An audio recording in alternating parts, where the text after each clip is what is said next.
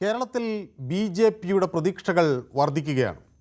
രാഷ്ട്രീയ സാധ്യതകൾ തിരിച്ചറിയുകയാണ് പാർട്ടി എന്ന് അവർ അവകാശപ്പെടുന്നു. കേന്ദ്ര ആഭ്യന്തരമന്ത്രി അമിത്ഷാ കഴിഞ്ഞ ദിവസം തിരുവനന്തപുരത്തെത്തി ബി.ജെ.പിയുടെ മിഷൻ 2026 പ്രഖ്യാപിക്കുകയും ചെയ്തു. നിയമസഭാ തെരഞ്ഞെടുപ്പിൻ്റെ മേൽനോട്ടം അമിത്ഷാ നേരിട്ടേറ്റെടുക്കും എന്നാണ് സൂചന.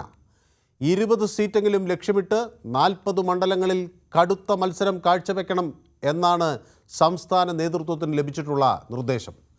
കഴിഞ്ഞ ദിവസം കേരളത്തിലെത്തിയ അമിത്ഷാ അയ്യപ്പ വിഗ്രഹമാണ് ബി.ജെ.പി സംസ്ഥാന അധ്യക്ഷനിൽ നിന്ന് ഏറ്റുവാങ്ങിയത്.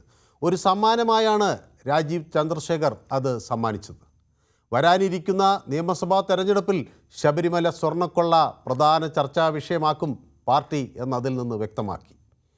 രാഷ്ട്രീയ സാഹചര്യം ബി.ജെ.പിക്ക് അനുകൂലമാണോ? കേരളത്തിൽ 20 നിയമസഭാ മണ്ഡലങ്ങളിൽ താമര വിരിയുമോ? 40 ഇടങ്ങളിൽ കനത്ത മത്സരം കാഴ്ചവെക്കാൻ പാർട്ടിക്കാകുമോ? മിഷൻ ബി.ജെ.പി ഫലം കാണുമോ? അതാണ് ന്യൂസ് 18 പൊതുവേദി ഇന്ന് ചർച്ച ചെയ്യുന്നത്. എല്ലാവർക്കും പൊതുവേദിയിലേക്ക് സ്വാഗതം.